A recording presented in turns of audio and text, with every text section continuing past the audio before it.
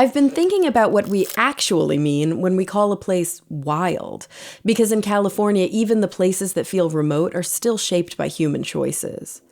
Water gets diverted, land is developed, and climate pressure adds another layer. So how do you protect something wild when people are already a part of the story? To figure this out, we meet people working to protect and restore some of California's most fragile landscapes, from the Kern River to the Mojave Desert to Los Padres National Forest, and learn what's really at stake. When it comes to its landscapes and habitats for plants and wildlife, California is one of the most diverse places on Earth. A mosaic of rugged coastlines, towering mountains, and vast deserts. But how do we protect these natural riches for future generations? Conservation is rarely simple. There are many conflicting ideas over how best to protect natural resources, and whether people's needs should take precedence over preservation.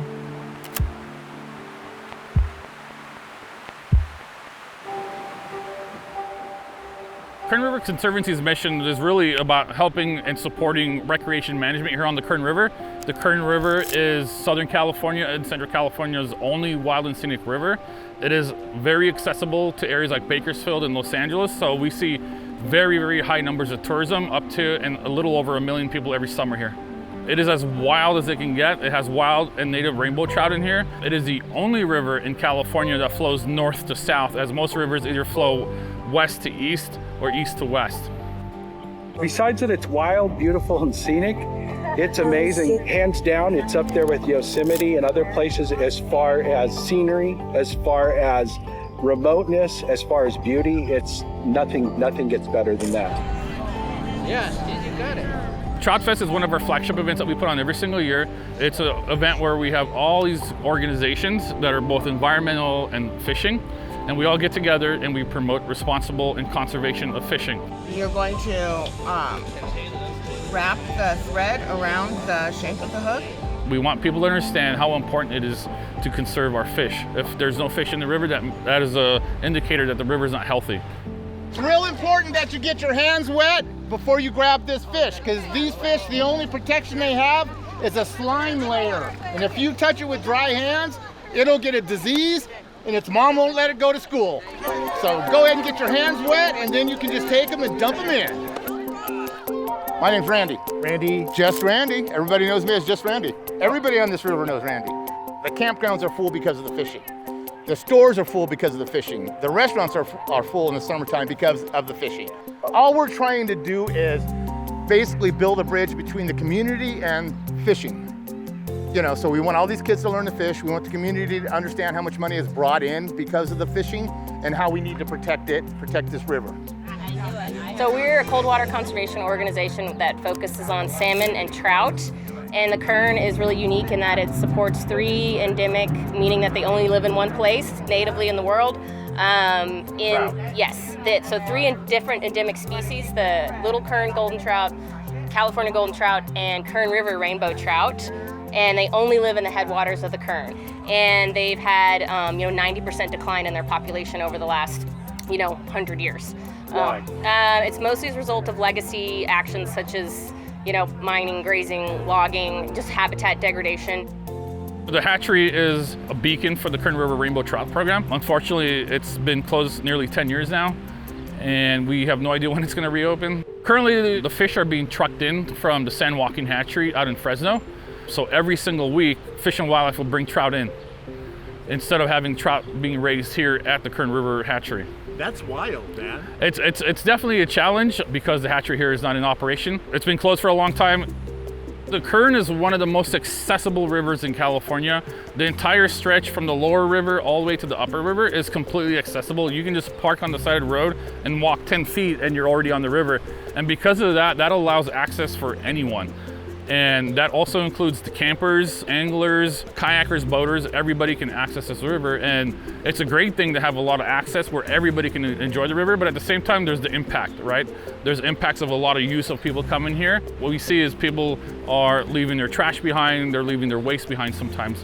And that's a combination of just lazy visitors and not having the amenities at each location. I think the biggest threat to us here on the Kern River is overuse of recreation and tourism that is severely impacting the river. People. People, at the end of the day, it's people, yeah.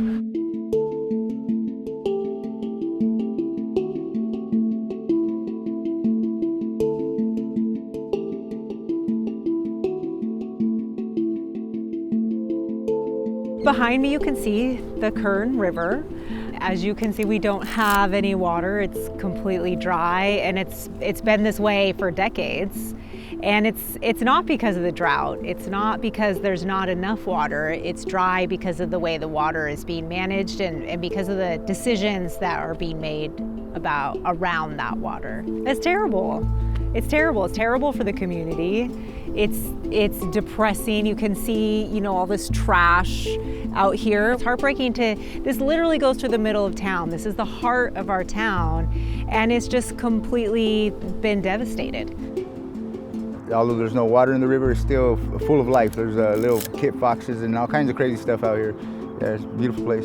It has its own charms. You just kind of got to give it some time for it to grow on you a little bit. As much as you like it, would you want to see water in it? I would love to see water in it, yes.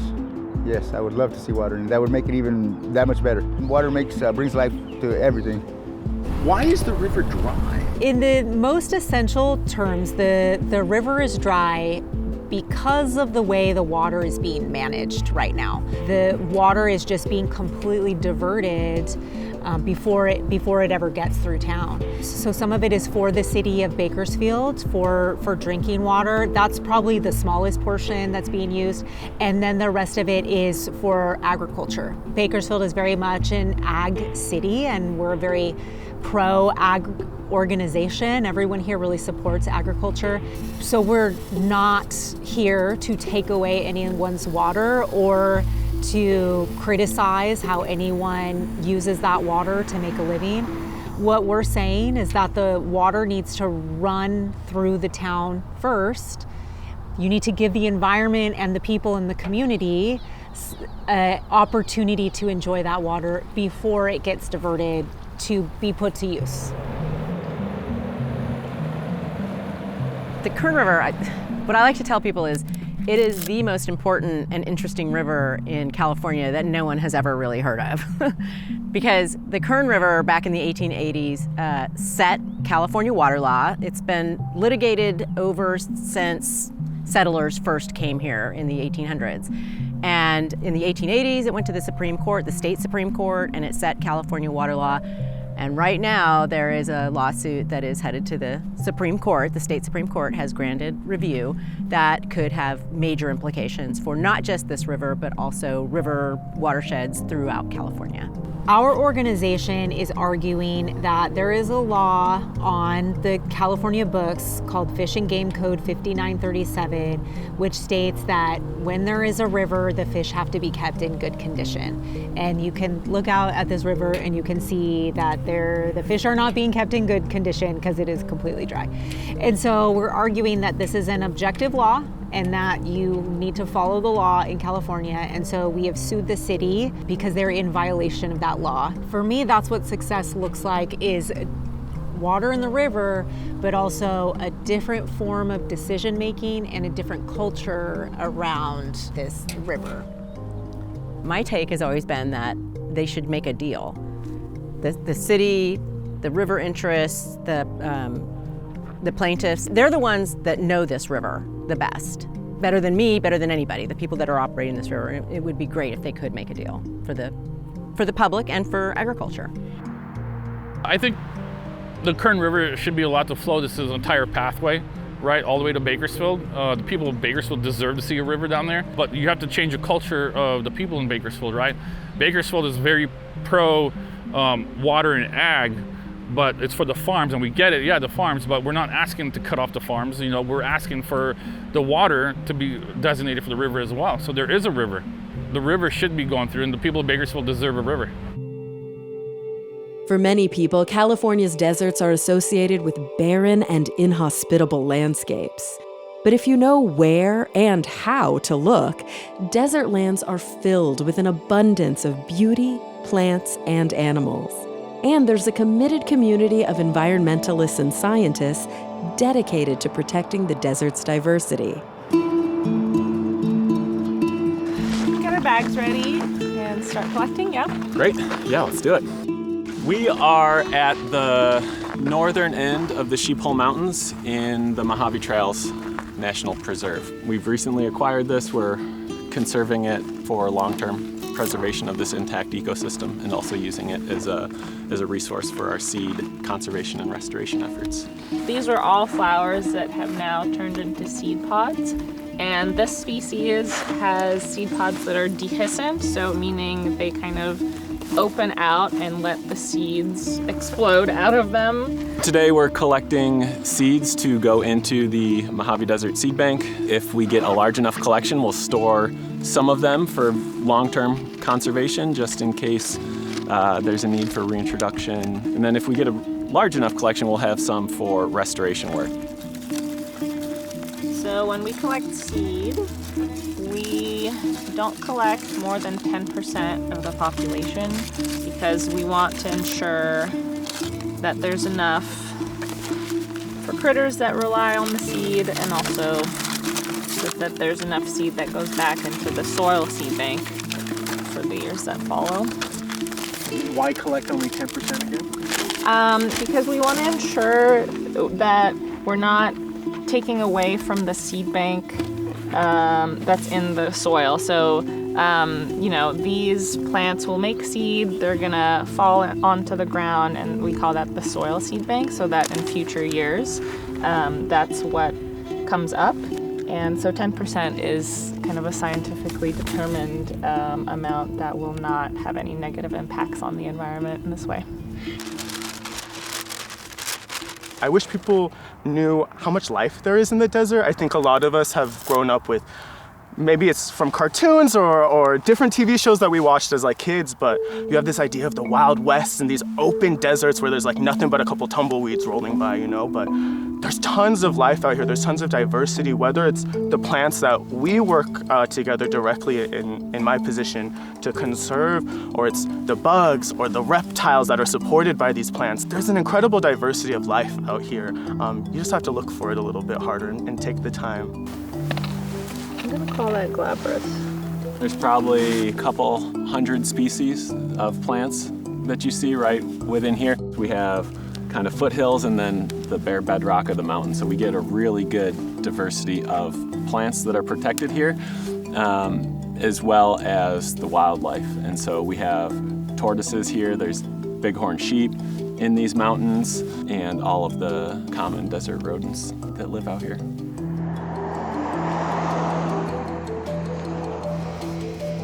I'm Karina. I'm the collections manager here, and what I do is I oversee the seed collections themselves, which are stored here in our fridges.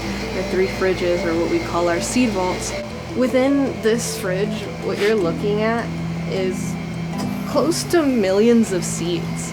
What that means is the potential for millions of plants. These seeds can go back into the land, and we're just sort of helping facilitate their intermediary time, just keeping them safe and alive. Because they are alive, we're just keeping them until they're needed. The Mojave Desert Land Trust is a nonprofit land conservancy based in Joshua Tree, California. We do a lot of things to protect the California desert region, which is a quarter of the state of California. So we do everything we can to maintain a living, thriving, interconnected landscape across the desert.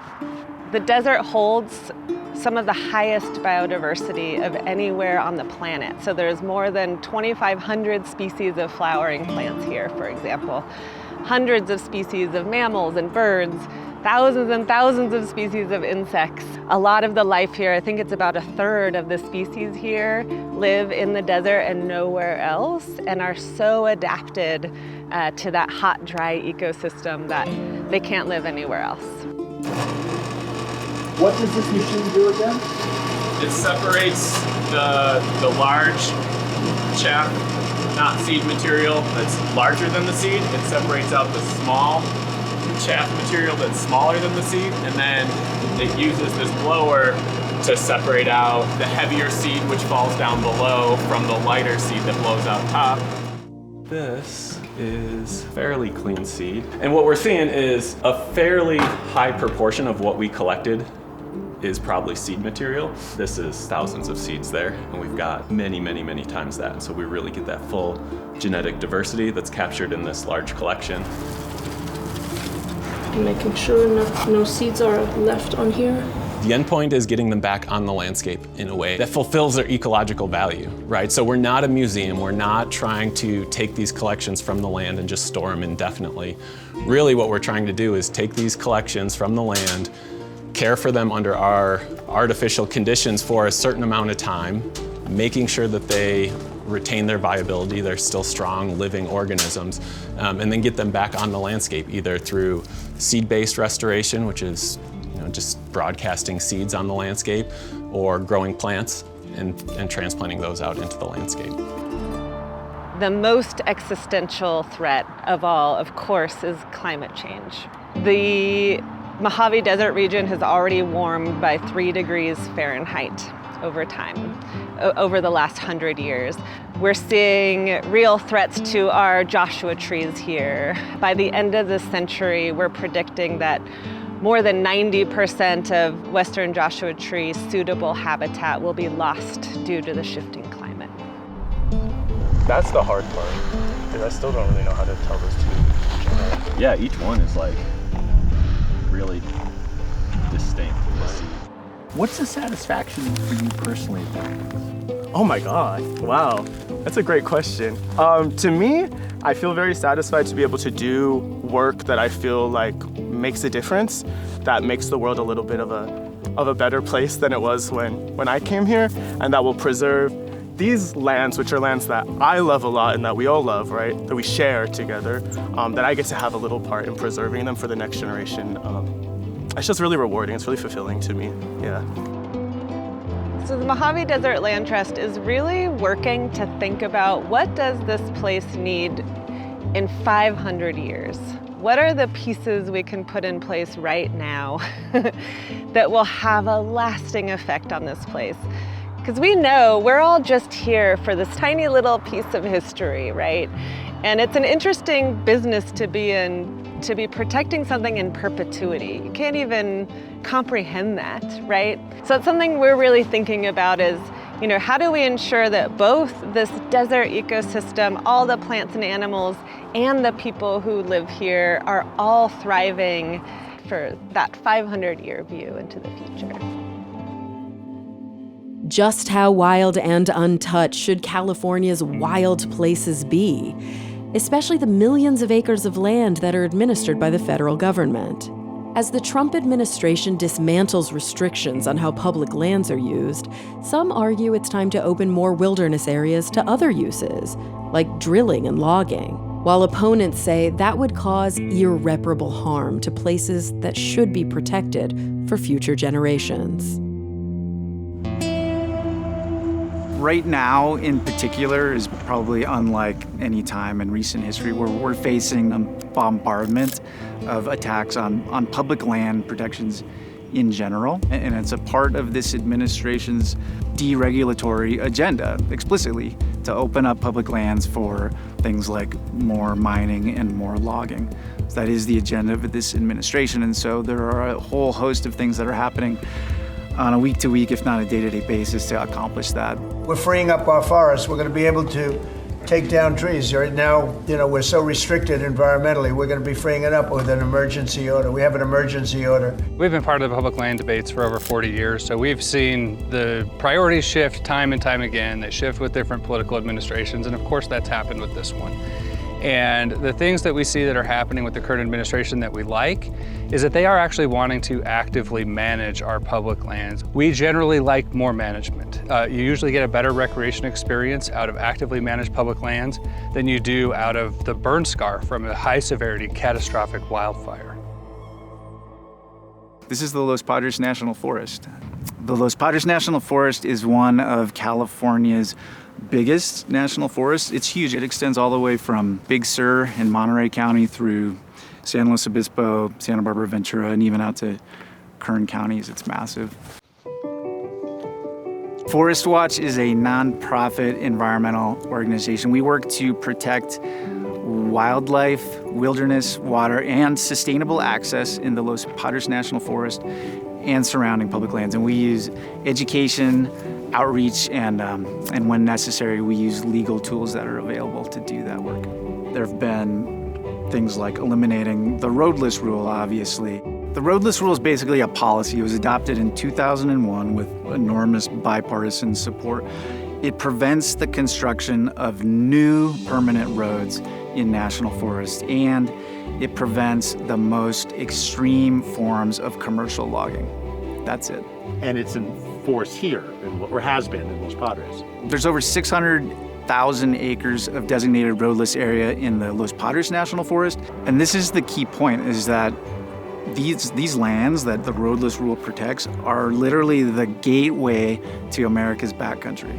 There's not a lack of access in these lands. Rather, the roadless rule is what keeps these areas still relatively intact. What we don't want to see is these places become further carved up by roads and commercial logging operations. That's what this is about. It's not about lack of access.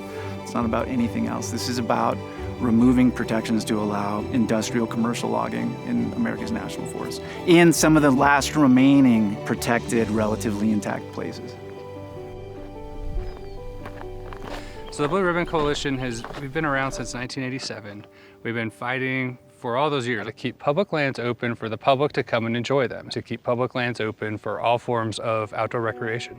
And the things that we see that are happening with the current administration that we like is that they are actually wanting to actively manage our public lands. And that's where you're seeing the conflict, is how much should these agencies be doing work to manage these public lands? And we generally like more management. Traveling through the Los Padres Forest, there's definitely excessive fuel loads. And we have seen in the Palisades, in the Thomas Fire, in the Dolan Fire, which happened further up the coast in the Los Padres National Forest, that this exact ecosystem will burn. It will burn catastrophically. And to you, repealing the roadless rule is a way to grapple with that problem. Yeah, because roads enable that active management. And when people hear roads, they sometimes think we're building big paved highways through the forest. And that's, in most cases, not the case. We're talking about very primitive dirt roads that still give access to firefighters. And so roads are management tools. And once they're done with the treatments, then the roads can be used for recreation, which is why we as a recreation group has always supported these.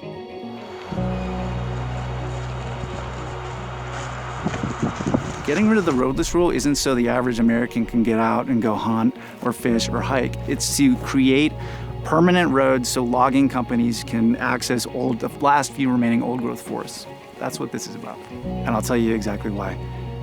You can already do fuel reduction projects in roadless areas. Roadless protections don't prevent fuel reduction. It doesn't even prevent certain forms of commercial logging. And for proof of that, again, you can just look to the Los Padres National Forest. We have 3, 4, 5 different fuel reduction, fire mitigation projects currently in various stages of proposal or being actively implemented in the Los Padres. And that includes projects where they're removing merchantable timber. Now, what the roadless rule does do is it prevents those projects from turning into the most intensive forms of commercial logging. It's basically keeping these areas from turning into the equivalent of private tree plantations. That's what it does. It doesn't prevent fuel mitigation. That's a myth.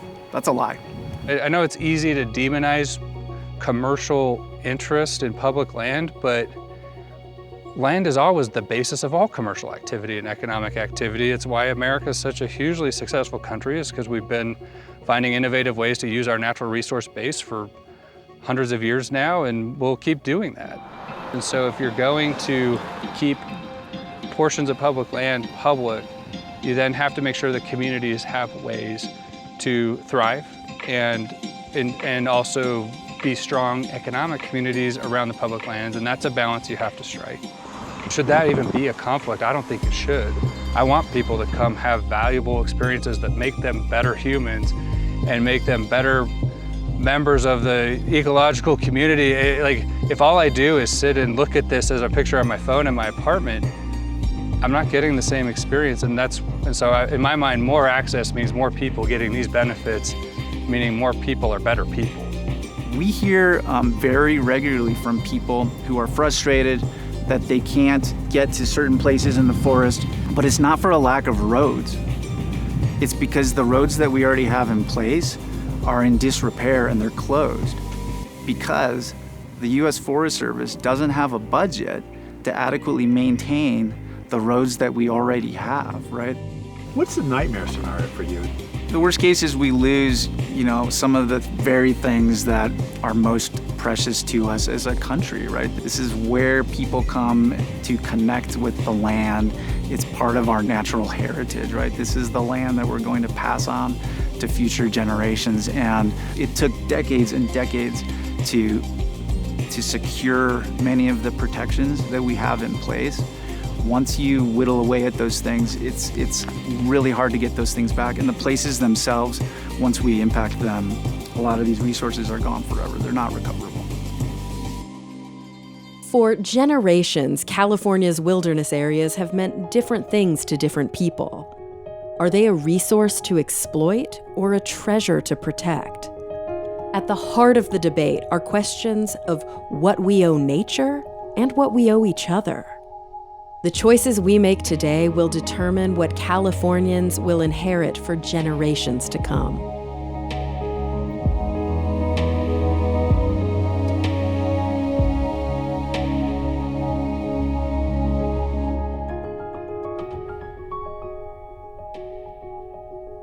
Thanks for watching. So, I'd love to know what you think.